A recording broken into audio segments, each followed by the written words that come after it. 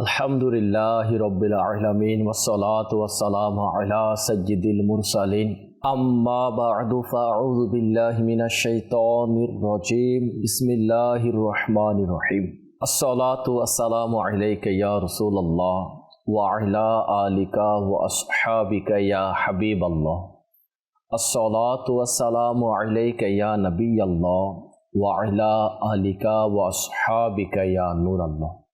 মাদানী চ্যানেলের দর্শক শ্রোতা, মাদানী চ্যানেলের ধারাবাহিক অনুষ্ঠান আখিরাতের প্রথম ঘাঁটি, এই অনুষ্ঠানের পক্ষ থেকে আপনাদের সবাইকে জানাচ্ছি অসংখ্য অসংখ্য শুভেচ্ছা ও মোবারকবাদ।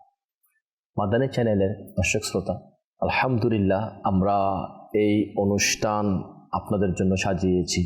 খুবই সুন্দর অনুষ্ঠান আখিরাতের প্রথম ঘাঁটি। এই অনুষ্ঠানের মধ্যে আমরা বিভিন্ন বিষয় নিয়ে শ্রবণ করে থাকি। আজকেও আমরা একটা গুরুত্বপূর্ণ সুন্দর বিষয় নিয়ে আলোচনা শ্রবণ করব। আসুন, এর পূর্বে আমরা দুরুদে পাঠ করার ফজিলত আমরা শ্রবণ করিনি। দুরুদে শাফাআত, এখন যে দুরূদ শরীফটি পাঠ করা হবে, এই দুরূদ শরীফটি যারা পাঠ করবে রাসূল পাক সাল্লাল্লাহু তাআলা আলাইহি ওয়াসাল্লামের সুপারিশ তার জন্য ওয়াজিব হয়ে যাবে। তো আসুন, সেই দুরূদ শরীফটি কি যেটি পাঠ করলে রাসূল পাক সাল্লাল্লাহু আলাইহি ওয়াসাল্লামের সুপারিশ ওয়াজিব হয়ে যাবে। আমার প্রিয় নবী সাল্লাল্লাহু আলাইহি ওয়াসাল্লাম ইরশাদ করেন, যে ব্যক্তি এই দুরূদ শরীফ পাঠ করে, আল্লাহুম্মা সাল্লি আলা মুহাম্মাদিন ওয়া আনজিলহু আল মাকআদা আল মুকাররাবা ইনদাকা ইয়াউমাল কিয়ামা, তার জন্য আমার সুপারিশ ওয়াজিব হয়ে যায়। মাদানী চ্যানেলের দর্শক শ্রোতা, শাফাআতে মুস্তাফা পাওয়ার জন্য আমাদেরও উচিত আমরাও যেন এই দুরূদ শরীফটাকে মুখস্থ করে নিই এবং সময়ে সময়ে আমরা এই দুরূদ শরীফকে পাঠ করি। ইনশাআল্লাহুল কারীম আল্লাহ পাক চাইতো কিয়ামতের দিন রাসূল পাক সাল্লাল্লাহু আলাইহি ওয়াসাল্লামের সুপারিশ আমাদের জন্য ওয়াজিব হয়ে যাবে এবং ইনশাআল্লাহ রাসূল পাক সাল্লাল্লাহু আলাইহি ওয়াসাল্লামের সুপারিশের বদলতে আমরা গুনাহগার পাপীরা জান্নাতের মধ্যে প্রবেশ করব। আল্লাহ করিম আমাদের সবাইকে দুরূদ শরীফ পাঠ করা তৌফিক দান করুক। সাল্লু আলাল হাবিব সাল্লাল্লাহু তাআলা আলা মুহাম্মদ সাল্লাল্লাহু তাআলা আলাইহি ওয়াসাল্লাম। হাদিসে পাকের মধ্যে রয়েছে, আল্লাহ রাসূল সাল্লাল্লাহু আলাইহি ওয়াসাল্লাম ইরশাদ করেন, আখিরাতের ব্যাপারে কিছুক্ষণ সময় চিন্তা ভাবনা করা তা ৬০ বছর ইবাদতের চেয়ে উত্তম। ইসলাম ভাইরা, আমরা যদি এই অনুষ্ঠানটি শুরু থেকে শেষ পর্যন্ত দেখি, অবশ্যই নিঃসন্দেহে আমাদের কাছেও চিন্তা আসবে, আমার মৃত্যু কেমন হবে, মরে যাওয়ার পর আমার সাথে কি হবে, আমাকে গোসল দেওয়া হবে, আমাকে কাফন পরানো হবে, আমার জানাজার নামাজ অনুষ্ঠিত হবে, আমাকে নিয়ে কবরের দিকে রওনা দেবে, আমাকে অন্ধকার ছোট্ট ওই কবরের মধ্যে রেখে দেওয়া হবে, আমার আপন জনেরা ফিরে চলে আসবে, অন্ধকার কবরে আমি থাকব, আমাকে প্রশ্ন করা হবে। আমি জানি না আমার মুখ থেকে প্রশ্নের উত্তর আসে কিনা, আমি জানি না আমার কবরের মধ্যে আযাব হবে নাকি নাজাত হবে, আমি জানি না আমার সাথে কি রকম ব্যবহার করা হয়, আমি জানি না আমার কবর কি জান্নাতের বাগান হবে না জাহান্নামের বাগান হবে, আমি এটাও জানি না কিয়ামতের দিন যখন আমাকে উঠানো হবে আমি কি আরশের ছায়ায় আশ্রয় পাবো না আমি তামার জমিনের মধ্যে দাঁড়িয়ে থাকব। এভাবে যখন আমরা কল্পনা করব, ছলপনা করব, অসংখ্য নেকি হবে এবং অন্তর নরম হবে, অন্তর নেকির প্রতি ঝুঁকবে, নেকি করার জন্য আমাদের অন্তরটা ধাবিত হয়ে যাবে, নেকি করা সহজ হয়ে যাবে। তো আজ আমরা আলোচনা করব এক অত্যন্ত গুরুত্বপূর্ণ ও চিন্তাশীল বিষয় নিয়ে, যা আমাদেরকে চিন্তা দিবে, আমাদের দিলকে নাড়া দিবে, আমাদের ফিকির আসবে, আমাদের মৌতের কথা চিন্তা চলে আসবে এবং আমরাও টেনশন করব। যারা ইমানদার মুসলমান, আল্লাহ পাককে এক বলে স্বীকার করে নিয়েছেন, রাসূল পাক সাল্লাল্লাহু আলাইহি ওয়াসাল্লামের রিসালাতকে সাক্ষী দিয়েছেন, তো অবশ্যই অবশ্যই একজন মুসলমানের এই বিষয় শোনার পর তার মধ্যে চিন্তা আসবে, আমার কি হবে। জি হ্যাঁ, আজকের যে বিষয় নিয়ে আমরা আলোচনা শ্রবণ করব তা হচ্ছে সুন্দর মৃত্যু কার ভাগ্যে হয়। জি হ্যাঁ, মাদানী চ্যানেল দর্শক শ্রোতা, সুন্দর মৃত্যু কার ভাগ্যে হয়? মনে রাখবেন, সুন্দর মৃত্যু এটা সবাই চাই, আমার মৃত্যুটা সুন্দর হোক। আমরা সবাই চাই আমার মৃত্যুটা নামাজের মধ্যে হোক, আমার মৃত্যু কলমা শরীফ পড়ে পড়ে হোক, আমার মৃত্যুটা সেজদার মধ্যে হোক, আমার মৃত্যু মদিনা পাকের মধ্যে হোক, আমার মৃত্যু রসুল পাক সাল্লাল্লাহু আলাইহি ওয়াসাল্লামের রওজা পাকের সামনে হোক, আমার মৃত্যু খানাই কাবার নিকটে হোক, আমার মৃত্যু কোরআনে পাকের তিলাওয়াত করতে করতে হোক। এটা আমাদের সবার ইচ্ছা। এই যে সুন্দর মৃত্যু, যেগুলোকে দেখলেও মানুষ বলে লোকটা খুবই সৌভাগ্যবান, তার মৃত্যু রমজান মাসে হয়েছে, তার মৃত্যু কোরআন তিলাওয়াত পড়তে পড়তে হয়েছে, সে নামাজের সিজদার মধ্যে মৃত্যুবরণ করেছে। তো যখন মানুষও দেখে, তো মানুষের দিলের মধ্যে এটা নাড়া দেয় যে নিঃসন্দেহে লোকটা ভালো মানুষ, নেককার মানুষ, তাই তার মৃত্যুটা সুন্দর হয়েছে। এই যে সুন্দর মৃত্যু, এটা কার ভাগ্যে হবে? এক তো এটা মানতে হবে যে মুসলমান তাদেরই সুন্দর মৃত্যু হবে। মনে রাখবেন, অমুসলিম যদিও রমজান মাসে মারা যায়, অনেক সময় মারা যায়, এটাকে সুন্দর মৃত্যু বলা হয় না। অমুসলিম কোনো দুনিয়াবি কাজ করতে গিয়ে মারা গিয়েছে, তো এটাকে সুন্দর মৃত্যু বলা হবে না। অমুসলিম সমাজের মধ্যে কোনো মানুষকে সাহায্য করতে গিয়ে মারা গিয়েছে, এটাকে সুন্দর মৃত্যু বলা হবে না। কেন? সুন্দর মৃত্যুর জন্য প্রথম যে শর্ত, তা হচ্ছে তাকে মুসলমান হতে হবে। জি হ্যাঁ, কোরআনে পাকের মধ্যে আল্লাহ পাক সূরা আলে ইমরানের 102 নং আয়াতের মধ্যে ইরশাদ করেন এভাবে, বিসমিল্লাহির রহমানির রহিম, ইয়া আইয়ুহাল্লাযীনা আমানুত্তাকুল্লাহা হাক্কা তুকাতিহি ওয়া লা তামুতুন্না ইল্লা ওয়া আনতুম মুসলিমুন। যার অনুবাদ কানসুল ইমানের মধ্যে এভাবে হয়েছে, হে ইমানদাররা, আল্লাহকে ভয় করো যেমনইভাবে ভয় করা অপরিহার্য, এবং কখনো মৃত্যুবরণ করো না কিন্তু মুসলমান হয়ে। তো এই আয়াতের মধ্যে আমরা শুনলাম মুসলমান হয়ে আল্লাহ পাক তার বান্দাকে মৃত্যুবরণ করার জন্য বলেছে। মুসলমানের কাজ কি? আমরা তো এটা শুনলাম মুসলমান হয়ে মৃত্যুবরণ করতে বলা হয়েছে। মুসলমান বলে কাকে? একজন প্রকৃত মুসলমান এর ব্যাপারে হাদিসে পাকের মধ্যে আসছে, রসুল পাক সাল্লাল্লাহু আলাইহি ওয়াসাল্লাম ইরশাদ করেন, প্রকৃত মুসলমান হচ্ছে সে যার হাত এবং জবান থেকে অপর মুসলমান হেফাজতের মধ্যে রয়েছে। এখন আমরা আমাদেরকে নিয়ে একটু চিন্তা করি। আমি নিজেকে মুসলমান দাবি করি, আমি চাই আমার মৃত্যুটা সুন্দরভাবে হোক, আমি চাই আমার মৃত্যুটা মুসলমানের উপরও হোক। এখন মুসলমানের যেগুলো গুণাবলী আছে, অসংখ্য গুণাবলী আছে, এর মধ্যে একটা গুণাবলী তো সেটাই, মুসলমানের জবান থেকে অপর মুসলমান কষ্ট পাবে না, মুসলমানের হাত থেকে অন্য মুসলমান কষ্ট পাবে না, হেফাজত থাকবে, নিরাপদ থাকবে। এখন তো আমাদের সমাজের মধ্যে এমন হয়ে গিয়েছে, আমার হাত থেকে আমার ভাই নিরাপদ নাই, আমার জবান থেকে আমার ভাই হেফাজত নাই, আমার জবান থেকে মুসলমান হেফাজত নাই, আমি যা ইচ্ছা তা বলতে থাকি, যেমন ইচ্ছা তেমন করতে থাকি, আমি মানুষকে কষ্ট দিয়ে থাকি, মুসলমানকে কষ্ট দিয়ে থাকি। না প্লিজ টাইম ভাইরা, কষ্ট না দিই। মুসলমানকে কষ্ট দেওয়া এটা বড়ই গুনাহ। হাদিসে পাকের মধ্যে রসুল পাক সাল্লাল্লাহু আলাইহি ওয়াসাল্লাম ইরশাদ করেছেন, মান আযা মুসলিমা ফাকাত আযানি ওয়া মান আযানি ফাকাত আযাল্লাহ। এই হাদিসে পাকের অর্থ হচ্ছে এটা, রসুল পাক সাল্লাল্লাহু আলাইহি ওয়াসাল্লাম ইরশাদ করেন, যে ব্যক্তি কোনো মুসলমানকে কষ্ট দিল সে মূলত আমাকে কষ্ট দিল, আর যে আমাকে কষ্ট দিল সে আল্লাহ পাককে কষ্ট দিল। এখান থেকে আমরা বুঝতে পারি মুসলমানকে কষ্ট দেওয়া এটা গুনাহে কবিরা, এবং মুসলমানকে কষ্ট দেওয়া মানে আল্লাহ এবং তার রসুলকে কষ্ট দেওয়া। আল্লাহ না করুক যদি আমি আমার মুসলমান ভাইকে কষ্ট দিই আর আল্লাহ নারাজ হয়ে যায়, মৃত্যুটা ভালো না হয়, খারাপ হয়। দেখেন আমরা সবাই কিন্তু মরে যাব, সবাই মরে যাব, আজকে না হয় কাল মরেই যাব। এই দুনিয়াটা চিরস্থায়ী নয় ইসলামী ভাইরা আর মাদানী চ্যানেল দর্শক শ্রোতা।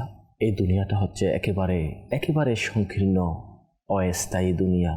একদিন আমরা মরেই যাব, অন্ধকার কবরে চলেই যাব। তো আমাদের তো উচিত এমনভাবে জীবনটাকে গঠন করা যেন আমি মরে যাওয়ার পর মানুষ বলে লোকটা ভালো ছিল, লোকটা নেককার ছিল, আল্লাহ বলা ছিল। তাই তো তার মৃত্যুটা মাহে রমজানে হয়েছে, তাই তো তার মৃত্যুটা কলমা শরীফ পড়তে পড়তে হয়েছে, তাই তো তার মৃত্যুটা রোজা রাখা অবস্থা হয়েছে, তাই তো তার মৃত্যুটা সেজদার মধ্যে হয়েছে, বড় সৌভাগ্যবান হজ করতে গিয়ে মারা গিয়েছে, মদিনা পাকের মধ্যে গিয়ে ইন্তেকাল করেছে। মুসলমানের এটা ধারণা আসবে আমার আপনার ব্যাপারে। আরেকটি হাদিসে পাকের মধ্যে রাসূল পাক সাল্লাল্লাহু আলাইহি ওয়াসাল্লাম ইরশাদ করেছেন, যার শেষ বাক্য লা ইলাহা ইল্লাল্লাহ, সে ব্যক্তি জান্নাতের মধ্যে প্রবেশ করবে। যার শেষ বাক্য লা ইলাহা ইল্লাল্লাহ হবে।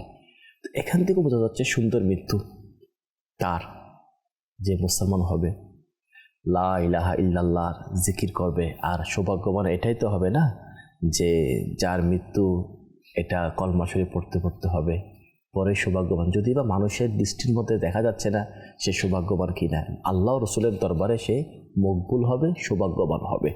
তো প্লিজ টাইম বেরা, সুন্দর মৃত্যুর কিছু লক্ষণ আছে। তো আমি আপনাদেরকে কিছু লক্ষণও আলোচ করে দিচ্ছি। সুন্দর মৃত্যু যারা আমরা চাচ্ছি আমাদের মৃত্যু সুন্দর হোক, সুন্দর মৃত্যুর লক্ষণ হচ্ছে এরকম, যে ব্যক্তি দুনিয়ার জীবদ্দশার মধ্যে তার গুনাহ থেকে তোবা করে নিবে। যখন সে তার গুনাহ থেকে তোবা করে নিবে, আল্লাহ পাক তার সকল গুনাহগুলোকে নেকি দ্বারা পরিবর্তন করে দেওয়া হবে। তখন তার নেককার লোক হয়ে যাবে, তার মৃত্যুটা সুন্দরভাবে হবে। দুনিয়ার মধ্যে সুন্দর মৃত্যুর লক্ষণ এটাও, মানুষ কোরআন তিলাওয়াত করতে করতে মারা যাওয়া সুন্দর মৃত্যুর একটা লক্ষণ। নামাজের মধ্যে মারা যাওয়া সুন্দর মৃত্যুর একটা লক্ষণ। জুমার দিনে মারা যাওয়া সুন্দর মৃত্যুর একটা লক্ষণ। রোজা অবস্থায় মারা যাওয়া সুন্দর মৃত্যুর একটা লক্ষণ। মাহে রমজানে ইন্তেকাল করা সুন্দর মৃত্যুর একটি লক্ষণ। সবে কদরের সময় মারা যাওয়া সুন্দর মৃত্যুর একটি লক্ষণ। নেকির দাওয়াত দিতে দিতে মারা যাওয়া সুন্দর মৃত্যুর একটি লক্ষণ। দুরূদ আর সালাম পাঠ করতে করতে মারা যাওয়া সুন্দর মৃত্যুর একটি লক্ষণ। মুসলমানকে সাহায্য করতে গিয়ে ইন্তেকাল করা সুন্দর মৃত্যুর একটি লক্ষণ। হজ করতে যাওয়ার সময় মারা যাওয়া সুন্দর মৃত্যুর একটি লক্ষণ। ওমরা করতে গিয়ে মারা যাওয়া সুন্দর মৃত্যুর একটি লক্ষণ। বাবা মার খিদমত করতে করতে মারা যাওয়া সুন্দর মৃত্যুর একটি লক্ষণ। তো পিস টাইম ভাইরা আর মাদানী চ্যানেলের দর্শক শ্রোতা, আপনারা শুনলেন সুন্দর মৃত্যুর লক্ষণসমূহ। আচ্ছা, এখানে একটা বিষয় আমি আপনাদের আলোচ করি। আমরা সবাই চাই আমাদের মৃত্যুটা সুন্দর হোক, আমরা সবাই এটা পছন্দ করি আমার মৃত্যুটা নামাজের মধ্যে হোক, সেজদার মধ্যে হোক। এখন এটা কিভাবে সম্ভব হবে? যারা আমরা চাই আমার মৃত্যু নামাজের সেজদার মধ্যে হোক, নামাজ পড়া অবস্থায় হোক, তো যে মসজিদের মধ্যে আসে না তার মৃত্যু কিভাবে নামাজের মধ্যে হবে? যে মসজিদে না এসে বাহিরে ঘোরাফেরা করে নামাজ পড়ার কোনো খবর নেই, আল্লাহ পাক আমার প্রতি নামাজ ফরজ করেছে, আমার নামাজ পড়ার কোনো চিন্তা নাই, টেনশন নাই, আবার আমি এটা চাচ্ছি আমার মৃত্যুটা নামাজের মধ্যে হোক, সিজদার মধ্যে হোক। যদি আমরা চাই নামাজের মধ্যে আমাদের মৃত্যু হোক, তা আমাদের তো উচিত মসজিদের মধ্যে নামাজ পড়ার জন্য আসা, জামাতে নামাজ পড়া। আল্লাহ চাইতে এভাবে সকাল 5 ওয়াক্ত নামাজ যখন জামাতে পড়ব, আল্লাহ যদি দয়া হয়ে যায় মৃত্যুটা মসজিদের মধ্যে হয়ে যাবে, নামাজের মধ্যে হয়ে যাবে। আমরা সবাই এটা চাই আমাদের মৃত্যুটা কোরআন তিলাওয়াত করতে করতে হোক, এটা আমরা পছন্দ করি। তো কোরআন তিলাওয়াত কি আমি করি? বলেন, আজকের দিনে আমরা কতবার কোরআন তিলাওয়াত করছি? কতটুকু কোরআন তিলাওয়াত করছি? গতকাল আমরা কতটুকু কোরআন তিলাওয়াত করেছি? এভাবে আমি আপনার হায়াত যে আমাদের ফুরিয়ে যাচ্ছে, আমরা কতবার কোরআন তিলাওয়াত করেছি, কতটুকু কোরআন তিলাওয়াত করেছি? অনেক তো আছে আমরা কোরআন পড়তেও পারি না, চাচ্ছি কোরআন তিলাওয়াত অবস্থায় মৃত্যুবরণ হোক, তিলাওয়াত করতে জানি না। চাচ্ছে আমাদের কোরআন তিলাওয়াত অবস্থায় মৃত্যু হোক, আমরা কোরআন পড়িই না, ধরে দেখিও না। তো পড়তে হবে, দেখতে হবে। আমরা এটাও শুনলাম যার শেষ বাক্য লা ইলাহা ইল্লাল্লাহ হবে সে জান্নাতের মধ্যে প্রবেশ করবে। সত্যি করে বলুন তো, আজকের যে দিনটা আমাদের কাছ থেকে অতিবাহিত হচ্ছে, আজকের যে রাতটি আমাদের কাছ থেকে অতিবাহিত হচ্ছে, আমরা কতবার লা ইলাহা ইল্লাল্লাহ পাঠ করলাম? গতকাল, এর আগে আমরা বলুন তো প্রতিদিন কতবার লা ইলাহা ইল্লাল্লাহ পাঠ করি? আমরা সবাই এটা চাই আমাদের মৃত্যুটা লা ইলাহা ইল্লাল্লাহ মুহাম্মাদুর রাসূলুল্লাহ সাল্লাল্লাহু আলাইহি ওয়াসাল্লাম পাঠ করে আমাদের দম শেষ নিঃশ্বাস যেন ত্যাগ হয়। কতবার পাঠ করছি? এক বুজুর্গ খুবই সুন্দর বলেছে, দুনিয়ার মধ্যে আল্লাহ পাকের জিকির লা ইলাহা ইল্লাল্লাহ পাঠ করে জিহ্বাকে অভ্যস্ত করে নাও। কেন? মৌতের সময় জিহ্বা ভারী হয়ে যায়, তখন যেন কষ্ট না হয়, তখন যেন দুনিয়াতে পাঠ করার অভ্যাস মোতাবেক যেন বের হয়ে যায়। হাফিজ টাইম ভাইরা, মৌতের সময় মানুষের জিহ্বা ভারী হয়ে যায়, জিহ্বা নড়ে না। তো যার অভ্যাস নেই কলমাশুরি পড়ার, সে কীভাবে মৌতের সময় পাঠ করবে? এখন মুখ থেকে বের হচ্ছে না, এখন মুখ থেকে পাঠ করতে পারতেছি না, এখন পাঠ করার সময় নেই, এখন জিকির করতেছি না, লা ইলাহা ইল্লাল্লাহ পাঠ করতেছি না। তো মৌতের সময় কীভাবে আমরা পাঠ করব? অভ্যাস তো করা চাই। আর হাদিসে পাকের মধ্যে এটা আসছে, লা ইলাহা ইল্লাল্লাহ এটা হচ্ছে সবচেয়ে উত্তম জিকির। উত্তম জিকিরের মধ্যে সবচেয়ে উত্তম জিকির হচ্ছে এটা, লা ইলাহা ইল্লাল্লাহ। এই জিকিরটা উত্তম, এটা পাঠ করার দ্বারা মানুষের জান্নাতের মধ্যে প্রবেশ করার সৌভাগ্য নসিব হবে। এটা আমরা পাঠ করি নাই। আপনি আপনাকে প্রশ্ন করে দেখেন, আপনি কতবার লা ইলাহা ইল্লাল্লাহ পাঠ করেছেন? আমি আমাকে প্রশ্ন করে দেখি আমরা কতবার পাঠ করেছি।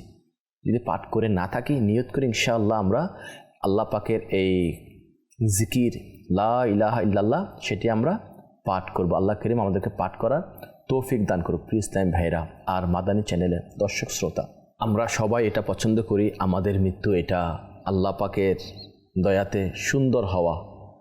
সুন্দর মৃত্যু কার ভাগ্যের মধ্যে হয় এই সম্পর্কে আমরা আলোচনা শ্রবণ করে আসছি। আসুন আমি আপনাদেরকে শোনাবো যাদের মৃত্যু সুন্দর হয় তাদের সাথে কীরকম আচরণ করা হয়। মৌতের সময় তাদের সাথে ফেরেশতা কী রকম আচরণ করে এটা আমরা শুনব। যে যাদের মৃত্যুটা সুন্দর হবে, যারা আল্লাহ পাকের দয়াতে সুন্দরভাবে মৃত্যুবরণ করবে, ঈমান নিয়ে মৃত্যুবরণ করবে, আল্লাহকে রাজি করতে করতে মৃত্যুবরণ করবে, আল্লাহ রসুলকে খুশি করে দুনিয়া থেকে বিদায় নেবে, তো তাদের জন্য কি নিয়ামত রয়েছে, তাদেরকে ফেরেশতা কিভাবে রূহ কবজ করবে, তাদের মৃত্যুটা কীরকমভাবে হবে, এই সম্পর্কে আমরা কোরআনের পাকের মধ্যে শুনি। সূরা নাহল আয়াত 32। এর মধ্যে আমাদের প্রিয় আল্লাহ আযজা ওয়া জাল ইরশাদ করেন, ওসব লোক যাদের প্রাণ বের করে ফেরেশতারা পবিত্র থাকা অবস্থায় কথা বলতে বলতে যে শান্তি বর্ষিত হোক তোমাদের উপর, জান্নাতে প্রবেশ করো আপন কৃতকর্মের প্রতিদান হিসেবে। ইসলাম ভাইরা আর মাদানী চ্যানেলের দর্শক শ্রোতা, আপনারা শুনলেন কি সুন্দরভাবে তার মৃত্যুটা হয়, যার দুনিয়ার মধ্যে ভালো কাজ করবে, আল্লাহ ও রসুল রাজি হয় এমন কাজ করবে, তো তাদের জন্য কতই সুন্দর নিয়ামত রয়েছে। খুব সুন্দরভাবে মুমিনের মৃত্যুটা খুবই সুন্দরভাবে হয়। তাদের মৃত্যু এমন হয় যা আমরা যদিও বা দেখি না, সে দেখে, যার সাথে হয় সে তো দেখে। কোরআনে পাকের অন্য আয়াতের মধ্যে রয়েছে সূরা ফাজর আয়াত 27। এর মধ্যে যারা ভাগ্যবান ব্যক্তি, নেককার ব্যক্তি, আল্লাহওয়ালা ব্যক্তি, যারা তাদের হায়াতকে নেকির মধ্যে কাটিয়েছে, নামাজের মধ্যে কাটিয়েছে, তিলাওয়াতের মধ্যে কাটিয়েছে, দুরুদের মধ্যে কাটিয়েছে, ইবাদতের মধ্যে কাটিয়েছে, আল্লাহ রসুল রাজি হয় ওই সমস্ত কাজের মধ্যে হায়াতকে ফুরিয়েছে, বাবা মার খিদমতের মধ্যে কাটিয়েছে, মুসলমানের সম্মানের মধ্যে কাটিয়েছে, নেকির দাওয়াত দিতে দিতে সময়কে কাটিয়েছে, গুনাহ থেকে বেঁচেছিল, মুসলমানকে সাহায্য করেছিল, এভাবে যারা নিজের হায়াতকে শেষ করেছে, মৌতের সময় তারা বড়ই সৌভাগ্যবান, তাদের ভাগ্যেই ভালো মৃত্যু হয়। তারা ফেরেশতাকে দেখে তাদের মৃত্যু কীভাবে হয়, তাদের সামনে ফেরেশতা কোরআনের পাকের আয়াত তিলাওয়াত করে তাদের রূহ সুন্দর করে বের করা হয়। জি হ্যাঁ, যারা এভাবে আল্লাহ রসুলকে রাজি করতে করতে ইন্তেকাল করবে তারা বড়ই সৌভাগ্যবান, তাদের ভাগ্যেই সুন্দর মৃত্যু হয়। যারা এই নেকির কাজ করতে করতে, আল্লাহ পাকের ইবাদত বন্দি করতে করতে দুনিয়া থেকে বিদায় নেয়, তো তাদের ব্যাপারে এভাবে আসছে কোরআনে পাকের মধ্যে আল্লাহ পাক ফরমাচ্ছে সূরা ফাজর আয়াত 27, মালাকুল মউত আলাইহিস সালাম তাকে এই আয়াত পাঠ করে তার জাহানকে কবজ করা হয়। কতই না ভাগ্যবান ব্যক্তি, কতই না সৌভাগ্যবান ব্যক্তি যে তার মৃত্যুটা এত সুন্দরভাবে হয়, আসানির সাথে হয়। আসলে দুনিয়ার মধ্যে যেমন কর্ম করবে মানুষ, মৃত্যুটা তেমনই হবে। মনে রাখবেন, আপনি আমি যদি দুনিয়ার মধ্যে ভালো কর্ম করি অবশ্যই আমরা ভালো ফল পাব। যদি আপনি দুনিয়ার মধ্যে খারাপ কর্ম করি, মৃত্যুটা কার ভাগ্যে সুন্দর হয়, আমাদের বিষয়ের নাম হচ্ছে মৃত্যু কার ভাগ্যে সুন্দর হয়। তো আমরা সবাই চাই আমাদের মৃত্যুটা সুন্দর হোক। সুন্দর মৃত্যু কার ভাগ্যে হয়? দেখেন, যে যেমনটি করবে সে তেমনটি পাবে। যদি কোনো মানুষ আম গাছের চারা রোপণ করে, সে ওখান থেকে আমই পাবে, সে ওখান থেকে কখনো জাম পাবে না। তো দুনিয়ার মধ্যে আপনি যতগুলা ভালো কাজ করব এটার প্রতিদান অবশ্যই পাবো। আপনি নামাজ পড়ি না, রোজা রাখি না, কোরআন তিলাওয়াত করি না, আপনি বাবা মার সেবা করি না, আপনি মুসলমানের উপর জুলুম করি, অত্যাচার করি, আপনি আল্লাহ পাক নারাজ হয়ে যায়, এই সমস্ত কাজগুলোর মধ্যে সময়কে অতিবাহিত করতেছি, আবার চাচ্ছি আমার মৃত্যুটা সুন্দর হোক। তো এটা কিভাবে হবে? খিদমত করতে হবে না, তাহলে না মৃত্যু ভালো হবে। আসুন, যাদের মৃত্যু ভালো হয় তাদের সাথে কীরকম আচরণ করা হয়, তারা বড়ই সৌভাগ্যবান। কোরআনে পাকের মধ্যে তাদের ব্যাপারে আসছে, ফাআম্মা ইন কানা মিনাল মুকাররাবিন ফারাউহু ওয়া রায়হানু ওয়া জান্নাতু নাঈম। কানজুল ইমান থেকে অনুবাদ। অতঃপর ওই মৃত্যুবরণকারী যদি নৈকট্য প্রাপ্তদের অন্তর্ভুক্ত হয় তবে রয়েছে আরাম এবং ফুল ও শান্তির বাগান। সুন্দর মৃত্যু যখন হবে মৃত্যুবরণকারী, তার জন্য জান্নাতের বাগান রয়েছে তার কবরের মধ্যে।